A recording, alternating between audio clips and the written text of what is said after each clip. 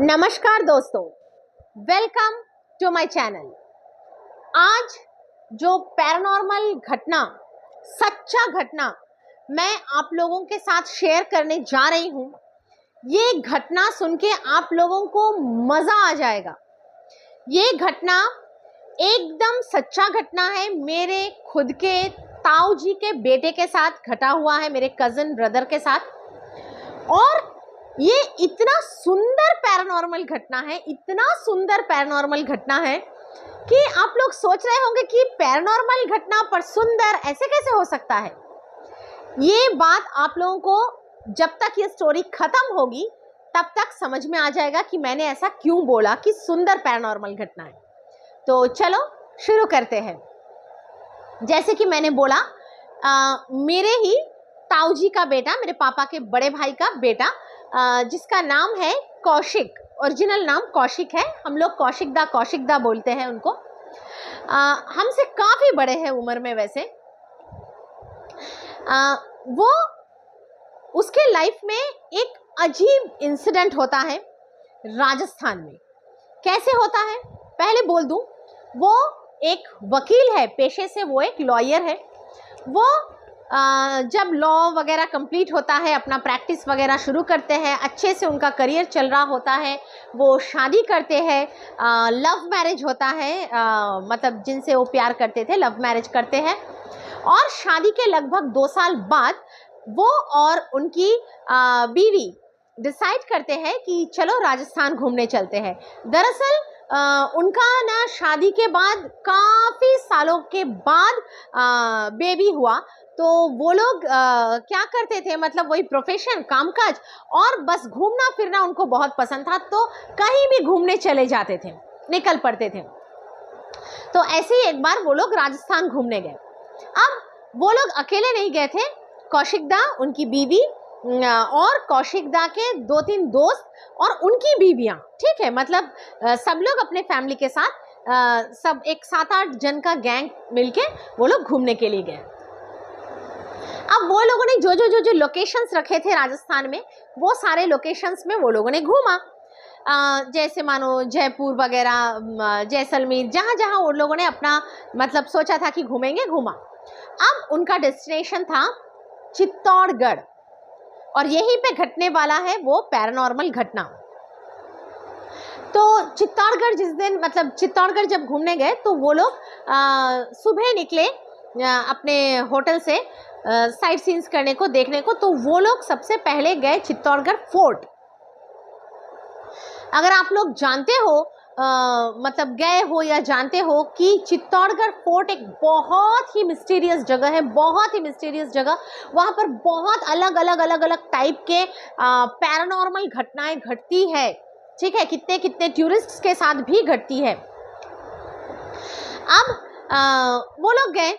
अब वो लोग जब घुस रहे थे मतलब फोर्ट में, तब ना कौशिकदा के सामने एक, हम लोग कौशिकदा बोलते हैं एक्चुअली, तो कौशिकदा के सामने एक पीर बाबा आए, ठीक है।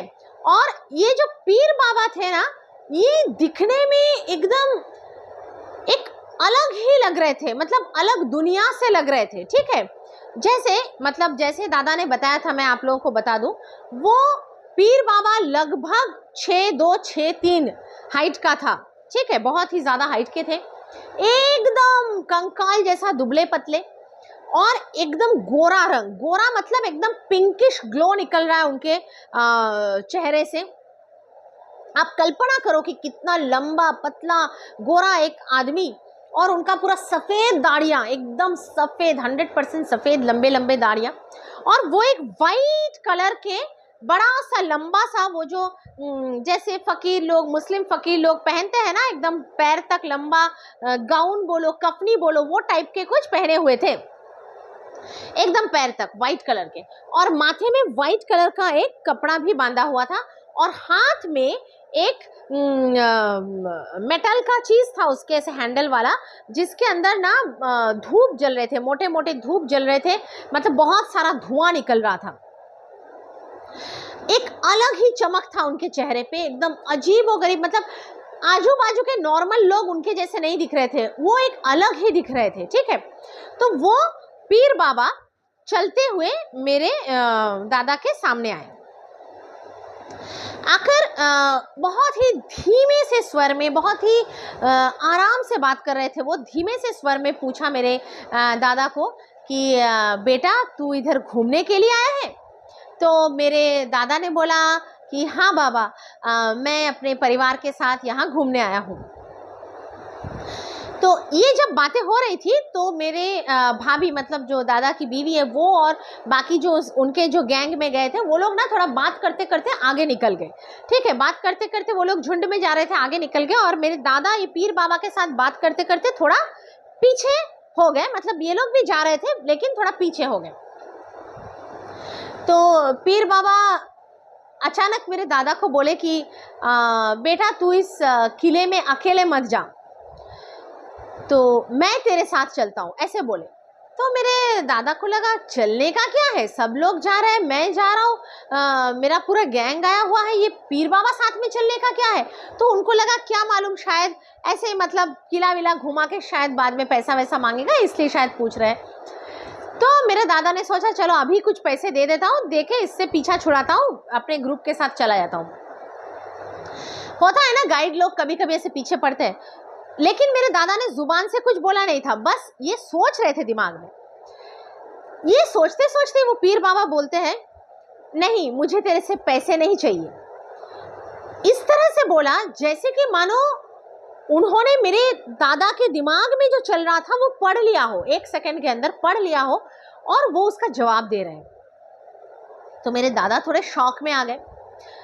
एनीवेज, तो बात करते करते अंदर चले गए दोनों, मतलब मेरे दादा और पीर बाबा भी अंदर चले गए, और वो लोग तो पहले ही जा चुके थे। अब फोर्ट में घुसने के बाद ये पीर बाबा मेरे दादा को पूछ रहे हैं कि बहुत सालों के बाद तू आया है इस किले में। तो मेरे दादा हंसते हुए बोल रहे हैं कि नहीं बाबा, मैं चित्तौड़गढ़ पहली बार आया हूँ घूमने के लिए, कभी नहीं आया, पहली बार आया हूँ। तो जो बाबा थे वो भी मुस्कुरा रहे हैं, बहुत आराम से बात कर रहे हैं, मुस्कुराते हुए बोल रहे हैं कि तू क्या इस जन्म का बात बोल रहा है? कितने जन्म होते हैं इंसान के, तू इस जन्म का बात बोल रहा है? इस किले में तू पूरा जीवन बिता के गया है, इस किले में तेरा पूरा जीवन बीता है।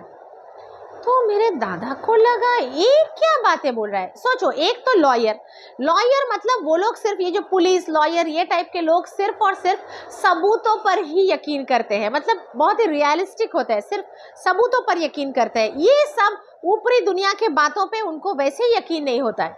ऊपर से बाबा इस तरह का बात बोल रहा था, तो उसे लगा क्या बात है, पैसे तो इसे चाहिए नहीं, तो क्या पागल है? मतलब कोई पागल भी तो हो सकता है, पीछे पड़ गया, पागल है या फिर कुछ पिया हुआ है, क्या मालूम, मतलब ऐसे पीछे ऐसे बात कर रहा है। तो वो ना 2-3 बार रिपीट करने लगा कि तुझे कुछ भी याद नहीं, तू यहाँ पूरा जिंदगी बिता के गया है, एक पूरा जीवन बिता के गया है, ऐसे बोलने लगा।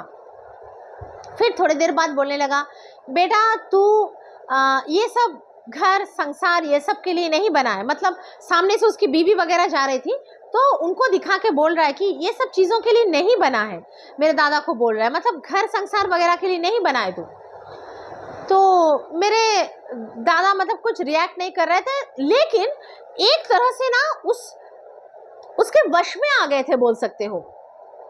जैसे एक तो मेरे दादा पहली बात तो बहुत गुस्से वाला आदमी है, लॉयर है, उनको बात करना तर्क करना बहुत अच्छे से आता है, लेकिन उसके सामने मानो वो बेबस हो गए थे, मतलब बातों का जवाब ही नहीं दे पा रहे थे। ऐसा लग रहा था कि वो पीर बाबा जो कुछ भी बोलते जा रहे हैं, मेरे दादा बस मतलब हाँ चल मेरे साथ चल, हाँ ठीक है, यहाँ चल, हाँ ठीक है, कुछ भी बोल रहा है तो वो सुन रहा है, वो रिएक्ट नहीं कर रहा है, वो उसका पलट के जवाब नहीं दे रहा है, वो ये नहीं बोल रहा है कि हाँ बाबा चलो अब मैं अपने परिवार के साथ जाता हूँ। वो ना एक तरह से उसके कंट्रोल में आ गया था, एकदम वश में आ गया था, ऐसा लग रहा है। तो वो भी उसके साथ साथ चल रहा है। ऐसे करते करते फिर पीर बाबा बोले, मतलब ये सारी घटनाएं बहुत फास्ट हो रहा है, ठीक है, एक के बाद एक हो रहा है। अब पीर बाबा बोले कि चल वहाँ मीराबाई का मंदिर है, अगर आप लोग जानते हो तो चित्तौड़गढ़ का जो फोर्ट है ना, उस फोर्ट के अंदर, चित्तौड़गढ़ किले के अंदर मीराबाई का एक मंदिर है। ठीक है, मीराबाई आप लोग सभी लोग जानते हो, वो एक राजपूत क्वीन है, राजपूत रानी है। उनके बारे में अलग अलग सब जो क्या बोलते हैं घटनाएं हैं, जो श्री कृष्ण से रिलेटेड घटनाएं हैं, वो सब भी हम लोग जानते हैं। लेकिन यहाँ पर वो टॉपिक नहीं है हमारा। मैं ये बात कर रही हूँ कि वहाँ घटा क्या था। पर मीराबाई का वहाँ पे एक अंदर मंदिर है। तो बाबा बोलते हैं कि वहाँ मीराबाई के मंदिर में चल, शायद तुझे सब याद आ जाए, ऐसे बोलता है।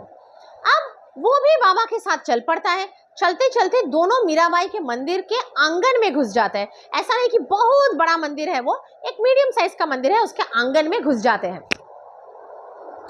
आंगन में खड़े ही होते हैं कि अचानक मेरे दादा को ना एक अजीब फीलिंग होना शुरू हो जाता है। अजीब फीलिंग मतलब उसे ऐसे कुछ याद नहीं आ रहा है, लेकिन अचानक से उसे बर्फ जैसा ठंड लगने लगता है।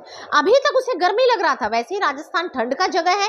ऊपर से ऐसे नहीं कि वो लोग सर्दी के भी मौसम में गए थे, वो कुछ सितंबर अक्टूबर का महीना था, काफी गर्मी था दिन के टाइम पे। उसे अभी तक भी बहुत गर्मी लग रहा था फोर्ट में। लेकिन जैसे ही वो मीराबाई के मंदिर के आंगन में एक कदम रखता है, उसे बर्फ जैसा ठंडा लगना शुरू हो जाता है। ऐसा लगता है कि कोई उसके ऊपर बर्फ का बौछार कर रहा हो। और उसके जो हाथ पैर की उंगलियां है ना, वो लिटरली अपने आप कांपना शुरू हो जाता है। एक अलग तरह का कंपन वो अंदर से आ रहा था, बॉडी के अंदर से अजीब तरह का कंपन, जिसे वो कंट्रोल नहीं कर पा रहा था। वो चाह के भी उस कंपन को रोक नहीं पा रहा था, शिवरिंग को रोक नहीं पा रहा था। उसके हाथ पैर थरथरा रहे थे, उसे ठंड लग रहा था, उसके जुबान लड़खड़ा रहे थे। वो कुछ बोलना चाह रहा था पर बोल नहीं पा रहा था। ऐसा लग रहा था जैसे वो एक अलग ही दुनिया में जा चुका है, एक अलग दुनिया में प्रवेश कर चुका है। पता नहीं क्या चल रहा है उसके अंदर। काफी टाइम के लिए, मतलब कुछ मिनटों के लिए ऐसा हो गया उसके साथ, वो एकदम अलग दुनिया में चला गया। तो वो जो पीर बाबा थे, और पीर बाबा उसके फेस टू फेस खड़े हैं। हाँ, वो यहाँ खड़ा है, बिल्कुल उसके सामने पीर बाबा ऐसे फेस टू फेस खड़े हैं वो आंगन में, मंदिर के आंगन में। तो पीर बाबा क्या करते हैं, उसके सर पे, मतलब दादा के सर पे ऐसे हाथ रखता है, धीरे से हाथ रखता है और हल्का सा मुस्कुराते हैं, मतलब मंद मंद मुस्कुराते हैं। जैसे ही पीर बाबा उसके सर पे हाथ रखता है, मेरे दादा के सर पे, वो ना नॉर्मल हो जाता है। उसे अचानक से ठंड लगना बंद हो जाता है, गर्मी लग रही है, अचानक से हाथ पैर जुबान सब जो कांप रहे थे वो सब बंद हो जाता है, वो नॉर्मल हो जाता है। ऐसा लगा जैसे वो मंदिर में प्रवेश करते ही कुछ पलों के लिए वो एक अलग ही दुनिया में चला गया था, और पीर बाबा के उसके सर पे हाथ रखते ही वो एक अलग दुनिया से वापस आ गया। ठीक है, अब जैसे वो नॉर्मल हो गया, वो ना पूछने ही जा रहा था बाबा से कि बाबा ये मेरे को क्या हुआ, मतलब कुछ पूछने जा रहा था। बाबा अचानक क्या करते हैं, उसका सर पे हाथ रखा हुआ था ना, सर से हाथ हटाते हैं और मेरे दादा का ना हाथ ऐसे थाम लेते हैं। उसका हाथ ऐसे नीचे से, जो हाथ ऐसे स्ट्रेट था, उसका हाथ ऐसे पकड़ लेते हैं और उसके आंखों की तरफ देखने लगता है, मेरे दादा के आंखों की तरफ। मतलब सोचो, मेरे दादा भी उसको देख रहे हैं और पीर बाबा भी मेरे दादा को देख रहे हैं। एकदम आई कॉन्टैक्ट है, दोनों एक दूसरे के आंखों में देख रहे हैं, आमने सामने खड़े हैं। दादा आश्चर्यचकित है, कुछ बोल नहीं पा रहे हैं। पीर बाबा मुस्कुरा रहे हैं, हाथ पकड़ा हुआ है और कुछ सेकंड्स के लिए ना उसका हाथ बहुत जोर से पकड़ता है। ठीक है, पकड़ने के बाद ऐसे छोड़ता है। जैसे ही छोड़ता है, आंखों के सामने से, मेरे दादा के आंखों के सामने से वो पीर बाबा गायब। मतलब अभी तक सोच रहे थे कि वो कोई इंसान है, वो कोई जिंदा इंसान है, लेकिन वो कोई जिंदा इंसान नहीं है, वो कोई रूह था, कोई आत्मा था। ठीक है, अब अच्छा आत्मा था, खराब आत्मा था, वो बात की बात आ रहा है। शायद खराब आत्मा नहीं रहा होगा, क्योंकि अगर खराब कोई आत्मा होगा, भूत प्रेत पिशाच, तो वो कुछ ना कुछ हार्म करेगा, कुछ ना कुछ नुकसान करेगा, डराएगा, कुछ भी करेगा। लेकिन उसके साथ जितने भी पल मेरे दादा घूम रहे थे, उसे डर का भी एहसास नहीं हुआ। ऐसा नहीं कि थोड़ा डर लग रहा है, थोड़ा कैसा वियर्ड सा लग रहा है, क्रीपी सा लग रहा है, कुछ भी उसे डर का भी एहसास नहीं हुआ। मतलब उस आत्मा ने मेरे दादा को डराया तक नहीं। ठीक है, डराया तक नहीं, लेकिन कोई अच्छा ही आत्मा रहा होगा, लेकिन वो आंखों के सामने से विलीन हो गया। ठीक है, जैसे कि मैंने आप लोगों को बोला कि मेरे दादा और वो पीर बाबा दोनों आई कांटेक्ट में थे, दोनों एक दूसरे को देख रहे थे। देखते हुए वो इंसान आंखों के सामने से वैनिश, ओझल हो गया।